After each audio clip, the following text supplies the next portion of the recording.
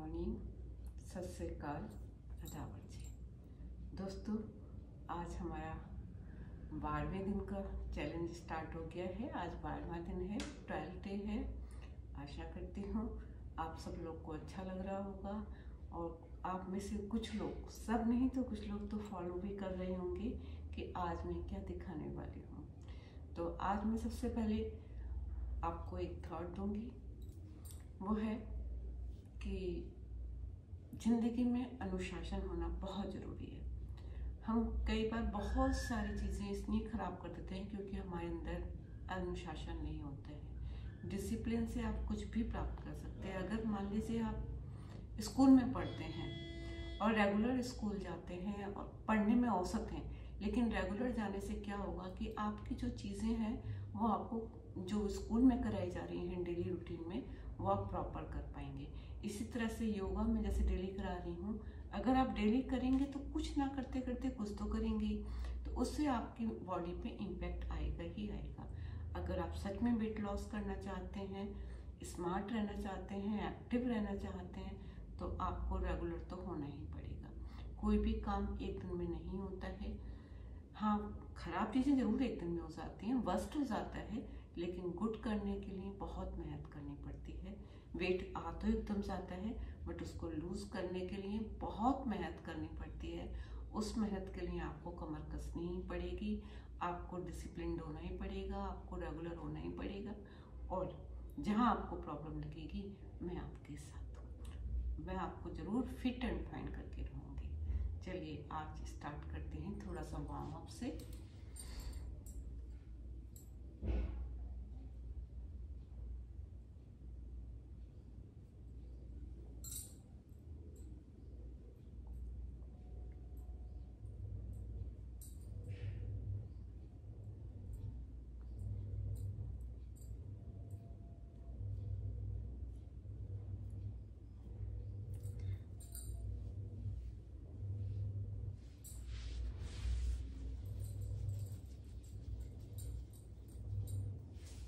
Okay, आज हम एक छोटा सा प्राणायाम सीखेंगे, उसके बाद वापस एक्सरसाइज पर आ जाएंगे। प्राणायाम है, इसको आप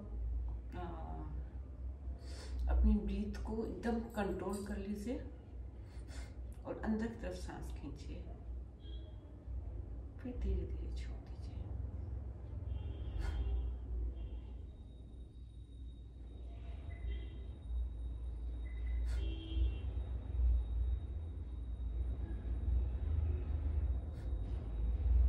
ये हमारे टमी के लिए बहुत अच्छी प्राणायाम है। इससे हमारे टमी में बहुत इम्पैक्ट आता है। थोड़ा सा अनुलोम विलोम करेंगे।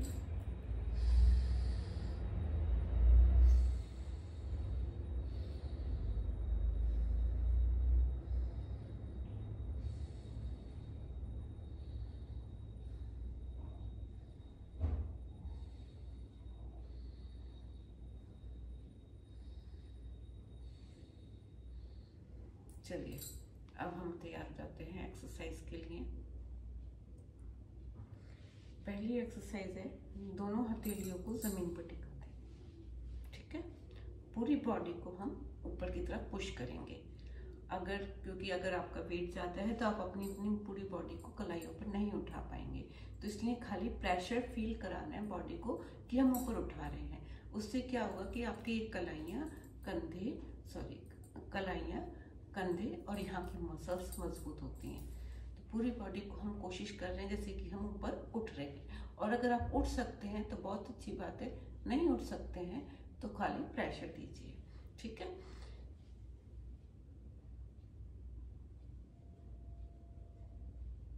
फिर धीरे धीरे बॉडी को नीचे छोड़ दीजिए।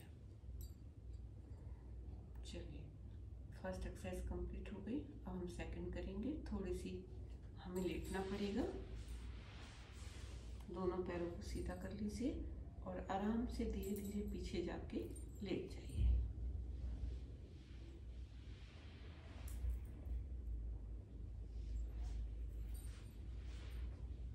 अगर आप दोनों पैरों को एक साथ ऊपर उठा सकती हैं तो बहुत अच्छी बात है, तो एक एक पैर को भी आराम से उठाया जा सकता है। फिर दोनों पैरों को बैलेंस करके रखेंगे।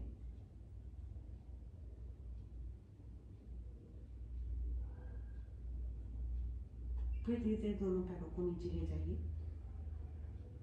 मैं फिर से कह रही हूँ कि अगर आप एक पैर को नहीं, दोनों पैरों को एक साथ मिलाते हैं तो इस तरह से एक पैर उठाएं, फिर दूसरा पैर उठाएं, फिर दोनों को बैलेंस रखें,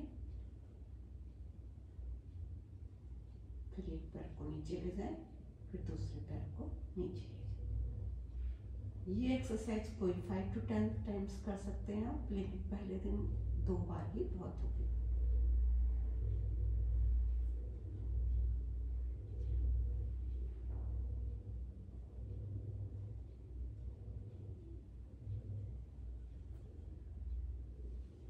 चलिए अब मैं एक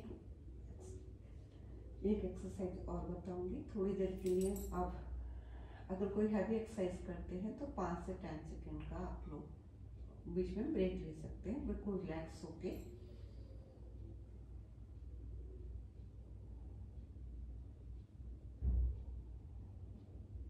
ब्रीथिंग इसमें प्रॉपर रहेगी, ना रोकना है ना कुछ, जैसे नॉर्मल आप ब्रीथ करते हैं वैसे ही इसको करते रहेंगे।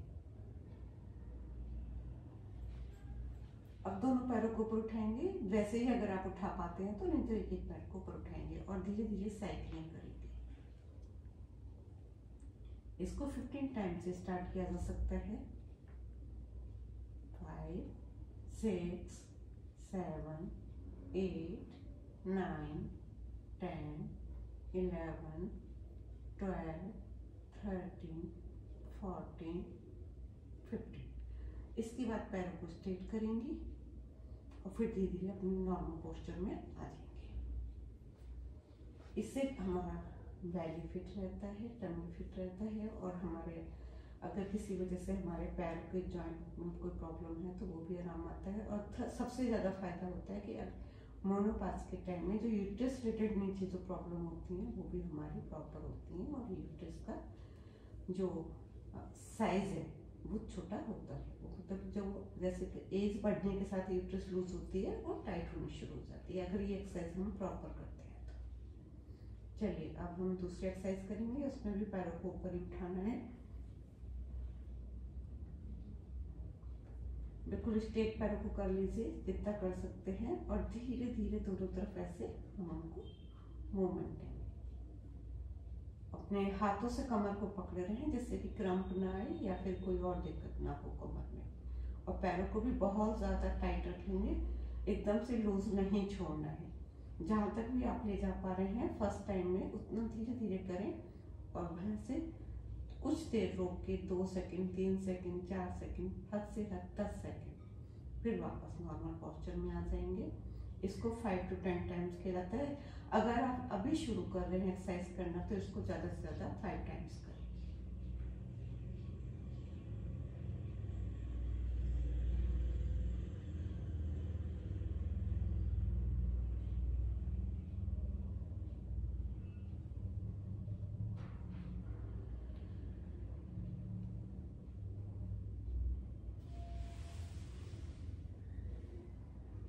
इस एक्सरसाइज के बाद डायरेक्ट पैर कभी भी नीचे न लाएं, पहले उनको फोल्ड करके जमीन पर टिका दें, उसके बाद में जैसे मैंने आपको अभी दिखाया।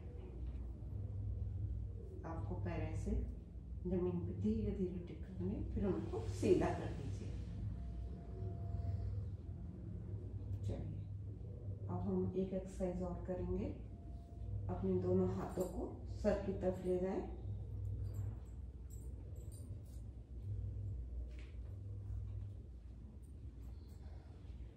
और दोनों पैरों को अपने कमर की तरफ लाएं, और धीरे धीरे कोशिश करें ऊपर उठने की।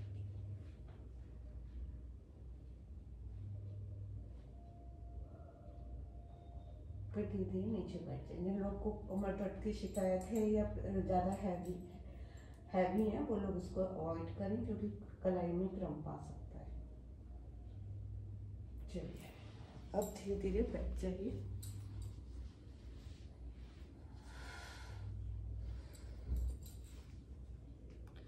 आशा कर रही हूँ आप लोग सारी एक्सरसाइज फॉलो कर रहे होंगे और उसका बेनिफिट भी ले रहे हों। लेकिन हमेशा ये ध्यान रखिएगा एक्सरसाइज करने से पहले खाना ना खा रखा हो, पानी नहीं पी रखा हो, क्योंकि खाना खाने या पानी पीने के कम से कम 1 घंटे बाद एक्सरसाइज करनी चाहिए।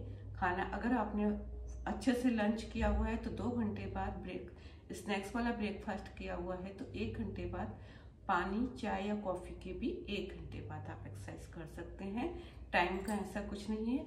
हाँ, लेकिन अगर आप सुबह सुबह ये सब एक्सरसाइज फॉलो करेंगे तो आपको बेनिफिट ज़्यादा मिलेंगे बनस्पत दिन के, क्योंकि दिन में जैसे जैसे शाम होती जाएगी हमारे शरीर का स्टेमिना कम होता जाएगा और एक्सरसाइज करने से, एक्स्ट्रा एक्सरसाइज करने से क्या होता है, और हम हेल्थी डाइट नहीं ले रहे हैं तो हमारे टिश्यू डैमेज होने शुरू हो जाते हैं, जिससे कि हमारे फेस पे थकान दिखने लगती है। तो हर एक्सरसाइज को प्रॉपर रूल के साथ फॉलो करें, क्योंकि कई बार ज़्यादा एक्सरसाइज करने से भी नुकसान हो जाता है। आप स्टार्टिंग में उतनी ही एक्सरसाइज शुरू करें जितने कि आपका शरीर झेल सकता है या आप क्या अपनी डाइट लेते हैं। इसके साथ में आपको 45 के बाद हमेशा मल्टीविटामिन लेने स्टार्ट कर देने चाहिए। नी के लिए भी कुछ मेडिसिन आती है, जैसे टी हील करके एक कैप्सूल आता है, इसको आप लेने लगेंगी तो आपकी जो नी की जो ड्राइनेस है वो कम होने लगेगी, नी की लिक्विडिटी बढ़ जाएगी। जो नी के अंदर हमारा एक बाउल होता है, उसके अंदर क्या होता है, जब हमारी हड्डी सारा दिन इस तरह से घर्षण करती है, वर्क करती है सारा दिन, तो वो खिसनी शुरू हो जाती है एक एज के बाद। तो उसके लिए एक टी हील की टैबलेट आती है जो काफ़ी हद तक आयुर्वेदिक टैबलेट है, तो वो आपको बहुत आराम करेगी। और 10 टैबलेट अगर आप पर मंथ लेना शुरू कर देते हैं तो आपको घुटनों की समस्याओं से काफ़ी हद तक निजात मिलेगा। मैं ये तो नहीं कह रही कि पूरा ठीक हो जाएगा, लेकिन हाँ, काफ़ी हद तक आपको रिलीफ मिल जाएगा, क्योंकि मल्टीविटामिन एक एज के बाद खाने से हमारे पूरे नहीं होते हैं, ना हम उतना खाना खा सकते हैं। इसलिए ज़रूरी है कि आप लोग कुछ भी टाइप के मल्टीविटामिन जो मार्केट में अवेलेबल हैं अपने डॉक्टर से कंसल्ट करके, अपने फिजियोथेरेपिस्ट से पूछ के आप लेना स्टार्ट कर सकते हैं, क्योंकि विटामिन जो होते हैं हमें ना केवल रोगों से लड़ने देते हैं बल्कि हमारी जो मानसिक अवस्था है उसको भी काफ़ी हद तक स्वस्थ रखते हैं। चलिए, आज के लिए इतना काफ़ी हो गया है। आशा करती हूँ आप मुझे मैसेज ज़रूर करेंगे। लाइक कीजिए, सब्सक्राइब कीजिए, अपने दोस्तों को भी बताइए कि आज 12वां दिन का चैलेंज है, उन्होंने भी किया है, आप लोग भी करिए, क्योंकि फिट रहना हमारा पहला अधिकार है और हमारा ध्येय भी होना चाहिए फिट रहना। नमस्कार, गुड बाय।